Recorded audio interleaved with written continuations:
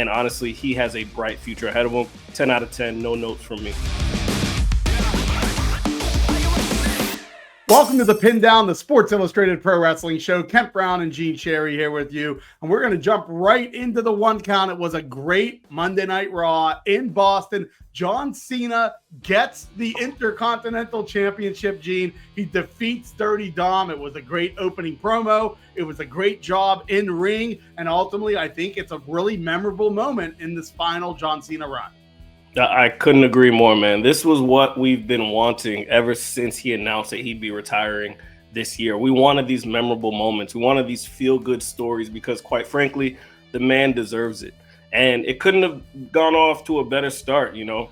John Cena opens the show. Well, Triple H opens the show, introduces John Cena, Dom interrupts, and then we're off and running. I thought the program was excellent. It was one of the better starts they had of 2025. And both these guys delivered, man. Like, Dom is a star. To put him in that spotlight in Cena's final match in Boston just shows how much confidence they have in this guy. And honestly, he has a bright future ahead of him. 10 out of 10, no notes from me. Yeah, and you looked at it, it was like 45 minutes of the opening of the show, and I wanted more. I could have done an hour. I could have done an hour 15. The way the promo set up, as you said, Triple H saying your hometown legend, your hometown champion, one last run here. But there was never an announcement that he was going to fight. So people were kind of like, I hope we see him in the ring. But if we don't, he's still here. And then Dirty Dom's music plays and you go, okay, I know where this is going. And then you start doing the thinking and you go, wait a second. Is Cena going to actually hold some gold tonight and have his final stretch run with a title around his shoulder? And I loved everything about it. I love that they kind of did, callbacks to Eddie Guerrero again, which John Cena now has made this a routine thing in every match he's pretty much done as a babyface since he's turned from heel to babyface. And then you look at it, he not only wins, but on the way out, he's kind of doing the thing where he used to, as a heel, put it around his back, and then he goes, no. It's up on my shoulder. It's our title. It's not just mine. It's everybody's title. And for Dominic Mysterio to be that guy and get that moment, because we discussed this and we said, what's going to be the memorable moments of this farewell run? And both you and I were kind of like, there's chances he's going to have a chance to make a statement down the stretch run, but those moments weren't there as a heel for the most part. We're seeing those moments left and right as a babyface. And now going forward, you start to look at it, and I have to ask you this, Gene. We know that the farewell run, last time is now the tournament that's happening. Who's going to be that guy that fights John Cena? Because when you start looking at it, we're going to go from a 1 count right to a 2 count now. That bracket's only half filled. We don't have all the names yet. So who is going to be that guy to go up against John Cena? Well, it's interesting, right? Because when this tournament was advertised, it was advertised as, with Cena's voiceover, hey, I want to give an opportunity to someone the same way I was given the opportunity. I want someone to take it. But when you look at this bracket, let's be real, some of these guys, they're well into their 40s. So I'm curious, which one of these young bucks is actually going to take that throne? Because we just saw Sheamus won. We saw Rusev win. And these are guys who have history with Cena. They're well into their 40s. So I would like to see in this tournament some young guys hop in there. I know we got Evans. He just got announced he's facing Rusev. That's amazing. I love that. I love the fact that they're throwing some NXT talent. Oh, you need more. Not just the WWE veterans. Oh, you need more. You know Cena's going to deliver. To me, he's fought Randy Orton. He's fought CM Punk. He's fought Cody Rhodes. He's fought AJ Styles. He's already given a lot of love to the vets. I would have loved to see this tournament filled up with a lot more young bucks heading into that final match on December 13th. We'll see what happens. But if I were to pick as of right now, just looking at the bracket the way it is, it's looking like it's going to be Gunther. I don't think it should be Gunther, but it's looking like it's going to be Gunther. And if Cena's still going to be holding that title, it's looking like Gunther's going to be the guy. If I'm making any predictions, it's going to be Gunther taking the win over John Cena in the final match in Washington. Yeah, former longest IC champion. He was a longtime world champion. It would make sense. That was the original rumor a few months ago, was that it was going to be Gunther. And you kind of wondered, how are they going to formulate that and make it work? This now sets the tone because it's Gunther winning a first round match over an NXT up and comer.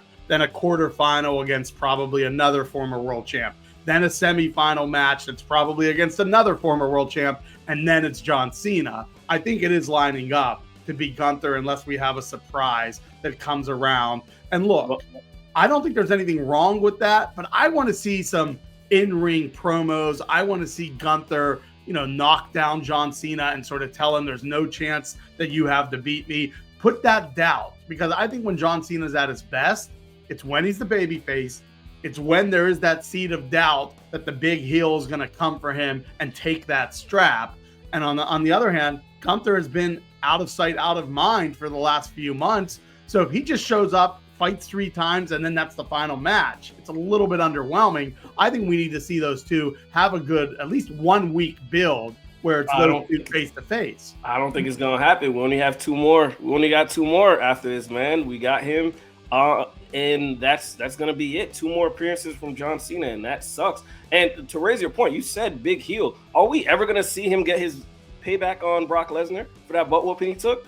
It's looking like it might not happen, man, which to me... Lesnar might have less appearances on his contract for this year than Cena does. So I'm not sure. I think Lesnar will be at War Games, and we'll get to that shortly. But I don't know if Lesnar I don't think him and Cena are crossing paths at all going forward. Which makes apt to me, then why do that program in the first place at WrestlePalooza? I have no idea. I think that's going to be one of the questions on... There's been so many fumbles on this retirement tour. Granted, like you said earlier, there have been a lot of wins since he turned babyface, which I feel like had he been babyface this entire time, would have had more moments, like the AJ Styles moments, like the Dom Mysterio moments. And I think it's suffered because of that.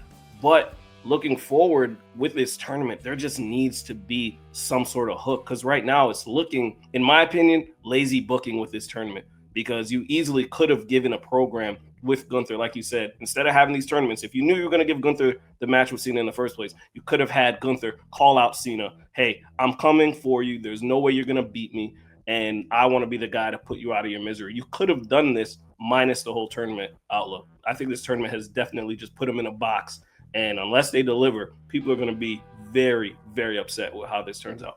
How about this one? I don't even know if this would work in terms of quote-unquote appearances. But what about a split screen, both John Cena and Gunther at least having a feud together, a promo together, where John Cena's on location somewhere and Gunther's either in the ring or he's backstage? To me, that would be a workaround that they can produce, they can clean it up, they can promote it all day. And that could be, the good top of hour 3, top of hour 2 on Monday Night Raw, whatever it may be, where he's not physically there. But to me, if it just goes from straight matches to John Cena in the ring, I think that's underwhelming. I think it'll be a good match, but I want to see John Cena, give and take, because when you look back at his career, some of his biggest highlights, it's not until probably the later stages of his career where I think he really tuned himself in as a great pro wrestler. His stuff was all mic work and it was all promos. And then the matches were kind of afterthoughts for the most part. And so I want to see those promos. I want to be able to be there. We're going to be at Monday Night Raw on Monday at Madison Square Garden, and it should be electric. They've already announced John Cena will have a match. You kind of think it might be a rematch versus Dom, or maybe they don't go that direction at all. But I want to see some more promos down the stretch with him. And you're right, the time is running out. So you do wonder if it's just strictly a match setting. And I kind of like what you said. Is that lazy booking? I kind of think it is, if that's the route that we go. But I'm excited to see how this bracket forms. I love brackets. I remember as a kid, I'd be going to school and I would make my own, okay, who's going to be the bracket for the WWE title, or who's going to be the bracket for an IC or tag teams. I always liked when it was okay, which tag teams, and you kind of in your head put these tournaments together. So in that facet, I kind of like what they're doing, because it's giving 16 people a chance to be part of this, even if they're not technically in the ring with John Cena. But overall, I thought Raw was a home run. Let's just stick with Monday Night Raw real quick before we get to our third count. Well, I want to go back to your point. You made a really good point, how when John Cena first started, it was the mic work.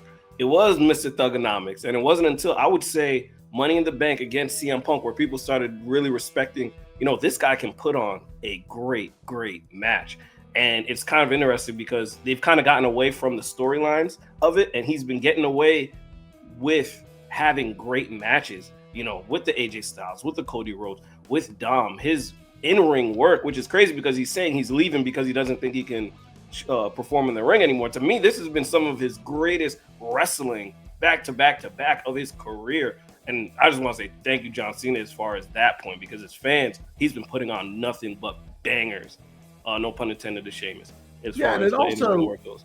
and I like that you brought that up too, because here's the thing. John Cena, his style of wrestling, he's able to take breaks and it really doesn't hurt him. Where like there's certain guys, the high flyers, the more high octane wrestlers, they almost need their 200 plus matches just to stay fresh. John Cena can go away, he can film, he can come back. It's not just the 5 moves of doom anymore, but in that vicinity, he can make that work. So he doesn't need to have the quote unquote sharpest ring technique. It's more about, going like this. It's more about putting down the 5 knuckles. It's more about, getting the STF, the FUs, all that stuff. That he can do that in his sleep almost. You wake him up, you give him a cup of coffee, probably you have him stretch for an hour or so, and then he's good to go. He's not out there doing AJ Styles at his age. It's hard for him to keep this up. Cena, as you said, it's almost sad that he's going away because he can probably do this for 7 to 10 more years at the level he's currently doing it and really wouldn't have a drop off. But that's also why.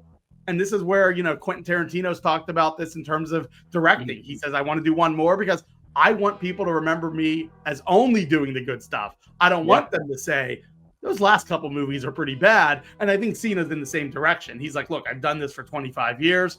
And I don't want people to go, man, that was kind of sad at the end. I want people to go, I wish he had 2 more years. And I understand that. Well, it's almost like, to your point, it depends on how you want to look at it. It's going to be very interesting how we look back at this retirement tour like 2 years from now, because you're going to have people saying, man, Triple H and creative, they really dropped the ball because this guy really, how did they make him go heel at the worst possible time? And then you're going to have others saying, you know what? Well, granted that did happen, but he did put on some excellent matches. It's going to be I think it's going to be super, super interesting how we look back at this heel run. Will it be looked at as a failure, or will it be looked at as, you know what, this guy still emptied the clip and gave everything on his final walkout of the WWE? Yeah, let's just touch upon briefly other moments from Raw. Nikki Bella turns heel after Stephanie McMahon gets her win. That was needed. It absolutely was needed. You come back, be a heel. It's going to be more fun. It's going to be a natural heel, man. That's Nikki Bella at her apex, man. I could have, when that happened, I'd probably pop more for that than I saw Cena win the IC title, man. I was so happy to see that because that's her. She is a beast as a heel.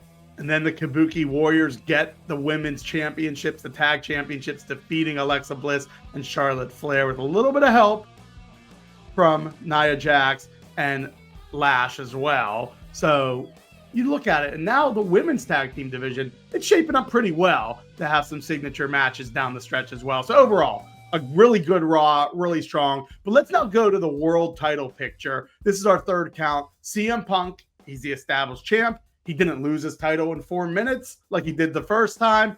But it's Logan Paul, it's CM Punk. It's a fresh new rivalry. But the whole element of this is the vision part of it.